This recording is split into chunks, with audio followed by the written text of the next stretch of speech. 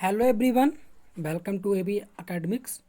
आज हम आप सभी के सामने एक मोस्ट इम्पॉर्टेंट एमसीक्यू सीरीज जो एंशिएंट इंडिया से पार्ट 1 लेकर आए हैं। आपको यहाँ पर आज इम्पॉर्टेंट जो सीरीज जो हमारी चलेगी एंशिएंट इंडिया से, यहाँ पर आपको यूपीपीसीएस, यूपीएससी जो अदर आरओ एआरओ या अदर किसी स्टेट में आपसे एग्जाम्स में क्वेश्चन पूछे गए हैं वो आपसे यहाँ पर कराए जाएंगे। ठीक है, तो डेली का हमारा शेड्यूल रहेगा। आपको ये जो क्लासेस होंगी पहले एंशिएंट फिर मिडाइवल उसके बाद मॉडर्न की चलती रहेंगी। अगर आगे भी कोई शेड्यूल चेंज होता तो आपको इन्फॉर्म कर दिया जाएगा और आपको जितने भी सीरीज इंपॉर्टेंट क्वेश्चन होंगे वो इस सीरीज के माध्यम से आपको कराए जाएंगे। ठीक है, तो एबी एकेडमिक्स में आप सभी का बहुत बहुत स्वागत है। चलिए क्लास को शुरू करते हैं आज के सेशन के लिए। आज का जो हमारा पहला क्वेश्चन है आपको स्क्रीन पर दिख रहा होगा। रॉबर्ट ब्रूस फुट थे एक ऑप्शन नंबर ए भूगर्भ वैज्ञानिक, ऑप्शन नंबर 2 पुरातत्वविद, या ऑप्शन नंबर 3 पूरा वनस्पति शास्त्री या फिर इतिहासकार। ठीक है, तो रॉबर्ट ब्रूस फूड के बारे में एक स्टेटमेंट पूछा गया आपसे है, क्या थे वो। तो वैसे तो इसका जो ऑथेंटिक जो आंसर है वो बहुत सारे आयोग में पुरातत्वविद कहा गया है, बट आपको बता दूं इसका आंसर दोनों ठीक है। भूगर्भ वैज्ञानिक भी थे और एक पुरातत्वविद भी थे। ठीक है, तो रॉबर्ट जो ब्रूस फूड थे वो भूगर्भ वैज्ञानिक और पुरातत्वविद दोनों कहलाते थे। तो देखिए आप इसका एक्सप्लेनेशन व्याख्या जो है वो देख सकते हैं। इंसाइक्लोपीडिया ब्रिटानिका के अनुसार रॉबर्ट ब्रूटफूस ब्रिटिश भूगर्भ, एक पॉइंट आपको यहाँ पर ध्यान ये देना पड़ेगा कि रॉबर्ट जो ब्रूस फूड थे वो ब्रिटिश स्कॉलर थे। वो भूगर्भ वैज्ञानिक के साथ साथ एक बहुत अच्छे पुरातत्वविद भी थे। जियोलॉजिकल सर्वे ऑफ इंडिया से संबद्ध रॉबर्ट ब्रूस फूड ने 1863, आप पॉइंट को नोट डाउन करिए, 1863 में भारत में पाषाणकालीन वस्तुओं के अन्वेषण में शुरुआत की थी। स्टार्टिंग यानी इन्होंने ही की थी यहाँ पर। अतः स्पष्ट है इस प्रश्न का उत्तर ए और बी दोनों ही हो सकते हैं, बट आयोग ने पुरातत्वविद माना है। ठीक है, क्योंकि इंडिया के हिसाब से पूछा गया था इसीलिए पुरातत्वविद का ही काम उन्होंने इंडिया में किया था, तो उसका ऑप्शन वही ठीक था। ठीक है, लेकिन अगर चूज करने के लिए आता तो आप भूगर्भ वैज्ञानिक और पुरातत्वविद को दोनों को सही मानेंगे। ठीक है, चलिए आगे बढ़ते हैं और अगला क्वेश्चन देखते हैं। कोपेनहेगन संग्रहालय की सामग्री से पाषाण, कांस्य और लौह युग का त्रियुगीय विभाजन किया था। किसने किया था? तो जिसका राइट आंसर है वो है थॉमसन ने किया था। अब चलिए इसका एक्सप्लेनेशन देख लेते हैं। डेनमार्क, पहला क्वेश्चन याद रखिए आप लोग यहाँ से एक्सप्लेनेशन में। कोपेनहेगन जो संग्रहालय है वो डेनमार्क का है, जो 1818 ईस्वी से 1882 ईस्वी तक एक आयोग की रिपोर्ट के अनुसार सामग्री के आधार पर पाषाण, कांस्य और लौह युग का त्रियुगीय विभाजन क्रिश्चियन जर्गेनसन थॉमसन की, उनका पूरा नाम है यहाँ पर, किया था। यद्यपि थॉमसन ने 1836 ईस्वी में इसी वर्गीकरण के अनुसार संग्रहालय की वस्तुओं का विवरण प्रकाशित किया था। ठीक है, तो इसका राइट आंसर क्या होगा? थॉमसन। चलिए आगे देखते हैं, अगला क्वेश्चन देखते हैं आज का। उत्खनित प्रमाणों के अनुसार पशुपालन का प्रारंभ हुआ था। ये क्वेश्चन अभी आपके एमपीपीसीएस में पूछा गया था और यूपीपीसीएस का तो बहुत इंपॉर्टेंट क्वेश्चन है, कई बार आपसे रिपीट होता है क्वेश्चन ये। आरओ एआरओ अदर एग्जामिनेशन में कई बार क्वेश्चन पूछा गया है ये। उत्खनित प्रमाणों के अनुसार पशुपालन का प्रारंभ कब हुआ था? तो जो इसका राइट आंसर है वो है मध्य पाषाण काल में। ठीक है, चलिए इसका एक्सप्लेनेशन देख लेते हैं। वहाँ से भी आपके कई सारे जो अदर फैक्ट्स इससे रिलेटेड होंगे वो आपके क्लियर हो जाएंगे। देखिए मध्य पाषाण काल के अंतिम चरण में पशुपालन के साक्ष्य प्राप्त होने लगते हैं। ठीक है, जो कालक्रम बांटा गया था उसमें जो अंतिम जो चरण था मध्य पाषाण काल का, उसमें पशुपालन के साक्ष्य मिलना शुरू हो जाते हैं। ठीक है, और ऐसे पशुपालन के साक्ष्य भारत में कहाँ से मिलते हैं? वो जगह है आदमगढ़। आदमगढ़ कहाँ? नर्मदापुरम में, मध्य प्रदेश में। उसके बाद बागर और भीलवाड़ा में भी ये मिले हैं। आप इसको पॉइंट को याद करेंगे कि भारत में आदमगढ़ और बागौर ये दो जगह ऐसी हैं जहाँ से मध्य पाषाण काल में पशुपालन के साक्ष्य मिलते हैं। आदमगढ़ कहाँ है? तो नर्मदापुरम मध्य प्रदेश में। बागौर कहाँ है? भीलवाड़ा जिला राजस्थान में स्थित है। ठीक है, तो एक्सप्लेनेशन से आपका और अच्छा से क्लियर हो रहा होगा और धीरे धीरे हम प्रश्नों की संख्या बढ़ाएंगे। आज हम कुछ कम प्रश्न लेकर आए हैं।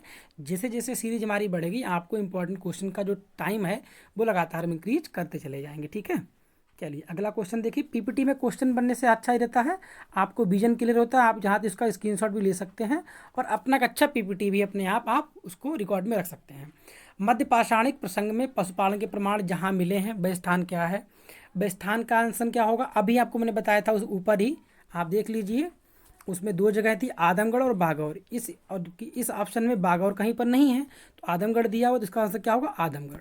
अब आपको कमेंट सेक्शन में बताना कि आदमगढ़ किस जिले में स्थित है, वो सॉरी किस स्टेट में है आजमगढ़, आपको बताना है। आजमगढ़ की जो एग्जैक्ट लोकेशन है आपको कमेंट सेक्शन में मुझे नीचे बताना पड़ेगा, ठीक है। चलिए आगे बढ़ते हैं, अगला क्वेश्चन देखते हैं। निम्नलिखित में से किस स्थल से हड्डी के उपकरण प्राप्त हुए हैं? हड्डी के उपकरण प्राप्त हुए हैं तो वो जगह कौन सी है? मैदाहा, ठीक है। चलिए इसका एक्सप्लेनेशन देख लेते हैं। मध्य पाषाण कालीन, एक पॉइंट यहाँ से याद रखिए कि मैदाहा जो जगह है वो मध्य पाषाण कालीन संबंधित है। कहाँ पर है? तो उत्तर प्रदेश के प्रतापगढ़ जिले में स्थित है। बड़ी मात्रा में यहाँ पर हड्डी एवं सींग, ध्यान रखिए हड्डी और सींग से निर्मित जो उपकरण है वो यहाँ से प्राप्त हुए हैं। इसकी उल्लेख कौन करता है? Doctor G R. शर्मा। यहाँ पर 3 क्षेत्रों का उल्लेख करते हैं, जो झील क्षेत्र, बूचड़खाना, संकुल क्षेत्र। 3 पॉइंट और आपके याद रखिए कि जी.आर. शर्मा ने कितने क्षेत्रों का उल्लेख किया है मैदाहा में, तो आप बताएंगे 3 क्षेत्र कौन कौन से? झील क्षेत्र, बूचड़खाना और संकुल क्षेत्र एवं कब्रिस्तान, ठीक है। और बूचड़खाना जो संकुल क्षेत्र से ही हड्डी और सींग निर्मित उपकरण आपको मिले हैं। यानी इन 3 क्षेत्रों का जो वर्णन किया है उसमें से किस क्षेत्र से मिले हैं? तो आप बताएंगे बूचड़खाना संकुल क्षेत्र से ही हड्डी और सींग के जो उपकरण है वो मिले हैं। आभूषण बड़े पैमाने पर यहाँ पर मिले हैं। तो सराय नाहर राय से भी अल्प मात्रा में हड्डी के उपकरण मिले हैं। यानी कि दोनों ऑप्शन ठीक है, बट जो बेस्ट ऑप्शन होगा आपको क्या होगा? मैदाहा, क्योंकि वहाँ से अधिक मात्रा में मिले हैं, ठीक है। चलिए आगे बढ़ते हैं, अगला क्वेश्चन देखते हैं। हड्डी से निर्मित आभूषण भारत में मध्य पाषाण काल के संदर्भ में प्राप्त हुए हैं। अभी आपने ऊपर पढ़ा मैदाहा से, ठीक है। बस क्वेश्चन का जो प्रारूप था वो थोड़ा चेंज था, आप भटकिएगा नहीं। देखिए मध्य पाषाण काल की बात होगी तब भी आप वही बताएंगे, और अगर इस तरीके से पूछा जाएगा उपकरण कहाँ से प्राप्त होंगे तब भी आप वही बताएंगे, ठीक है। इसीलिए मैं इसको लेकर ताकि कन्फ्यूजन कोई ना रहे कि इस तरीके से क्वेश्चन को फ्रेम किया गया है।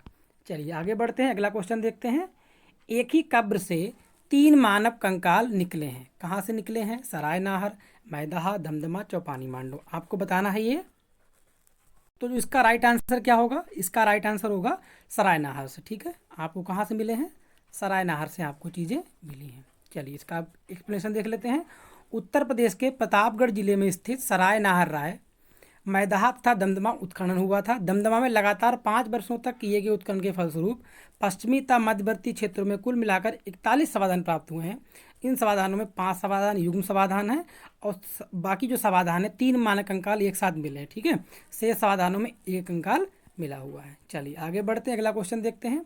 खाद्यान्नों की कृषि प्रारंभ हुई थी नव पाषाण काल में, मध्य पाषाण काल में, पूरा पाषाण काल में या फिर प्रोटो ऐतिहासिक काल में, ठीक है। तो आपका जो राइट आंसर है वो होगा नव पाषाण काल में, ठीक है। आपको बताना ये है कि प्रोटो ऐतिहासिक काल किसे कहते हैं। आप लोग कमेंट सेक्शन में मुझे बताएंगे, जो बेहतर जिसका ऑप्शन होगा उसको पिन किया जाएगा उस कमेंट को, ठीक है।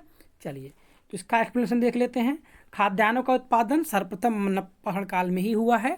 यही वह समय है जब मनुष्य कृषि कर्म से परिचित हुआ, यानी कि मनुष्य नव पाषाण काल में आते आते कृषि से परिचित हो गए, एग्रीकल्चर रिफॉर्म में होना शुरू हो चुका था, ठीक है। चलिए आगे बढ़ते हैं, अगला क्वेश्चन देखते हैं। अब देखो एक बहुत इंपॉर्टेंट क्वेश्चन आपसे कई बार पूछा जाता है कि कम से लगाने के लिए, है ना। तो कई बार आपसे यूजीसी नेट एग्जाम में आप बैठे, चाहे तो आप यूपी पीसीएस में बैठे, किसी एग्जामिनेशन में आप पूछे, यूपीएससी में देखें तो क्रोनोलॉजिकल जो क्वेश्चन आते हैं बहुत ज़्यादा पूछे जाते हैं। तो आपको लगाना है पश्चिम से पूरब की ओर, ठीक है। यानी पश्चिम से बढ़ेंगे पूरब की ओर जाएंगे, उस क्षेत्र को लगाना है। तो पैसरा, लेखिया, बीरभानपुर और मैदाहा। तो मैं आपको एक ऑप्शन यहाँ पर बता दूँ, सबसे इंपॉर्टेंट क्या है। तो कुछ चीज़ें ऐसी होती हैं जहाँ से अगर आप इसको की पॉइंट पकड़ ले तो आप समझ जाएंगे। देखिए इन सभी में जो बीरभानपुर है जो पश्चिम बंगाल में है, तो पश्चिम बंगाल सबसे लास्ट में होगा, तो ऑप्शन नंबर बी बिल्कुल करेक्ट होगा, क्योंकि किसी में 3 लास्ट में नहीं दिया हुआ है, सॉरी यहाँ पर डी में दिया है। बट देखा जाए तो दूसरा है लेखिया, जबकि लेखिया नहीं होगा। सबसे पहला होगा मैदाहा, सबसे पहला क्या आएगा? मैदा जो यूपी में है, उसके बाद लेखिया आपका आएगा, ठीक है। फिर पैसरा बिहार में है, उसके बाद बीरभानपुर पश्चिम बंगाल में है। देखिए भौगोलिक दृष्टि से पश्चिम से पूर्व जो क्रम है वो मैदाहा प्रतापगढ़ उत्तर प्रदेश में है, जो लेखिया है मिर्ज़ापुर उत्तर प्रदेश में है, और पैसरा बिहार में है, और बीरभानपुर पश्चिम बंगाल में है। इसी पैसरा से कुछ मिला है, आप लोग बता सकते हैं, किसी को अगर पता हो तो बताना कि पैसरा से इसके अलावा और क्या चीज़ मिला है, ठीक है। एक गर्त आवास का एक बहुत अच्छा यहाँ पर एविडेंस मिलता है, तो आपको कमेंट सेक्शन में बताना है कि पैसरा से और क्या चीज़ मुझको मिली है। अगर किसी को जानकारी हो तो वो कमेंट सेक्शन में बता सकता है, ठीक है। चलिए आगे बढ़ते अगला क्वेश्चन देखते हैं। भारत में मानव का सर्वप्रथम साक्ष्य कहाँ मिलता है? तो आपको ये पता ही होगा, नर्मदा घाटी में, ठीक है। चलिए इसको आप देख लेते हैं। भारत में मानव सर्वप्रथम साक्ष्य नर्मदा घाटी में अवस्थित हथनौरा, यानी नर्मदा घाटी में कौन सी एग्जैक्ट लोकेशन पर होगा? तब आप बताएंगे हथनौरा। हथनौरा कहाँ है? सीहोर मध्य प्रदेश में, इसी से प्राप्त हुआ था। ठीक है, और कौन थे पुरातत्वविद जिन्होंने पता लगाया था? तो उनका नाम था अरुण सोनकिया, वर्ष था 1982 में। ठीक है, आप इन सभी पॉइंटों को याद कर रखेंगे, क्योंकि एक्सप्लेनेशन से फ़ायदा ये होता है कि एक साथ कई सारे क्वेश्चन हमारा समझ में और अच्छे से आते हैं। ठीक है, चलिए आगे बढ़ते अगला क्वेश्चन देखते हैं। प्रथम मानव जीवाश्म भारत की किस घाटी से प्राप्त हुआ है? तो आपका आंसर वही होगा, नर्मदा घाटी से आपको मिला है। ठीक है, वो भी अपने ऊपर पढ़ा था। अगला क्वेश्चन आज का और आपका लास्ट क्वेश्चन है, मानव द्वारा सर्वप्रथम प्रयुक्त अनाज था। तो इसका राइट आंसर आपको बताना है, क्या होगा? कमेंट सेक्शन में आपके लिए खुला है।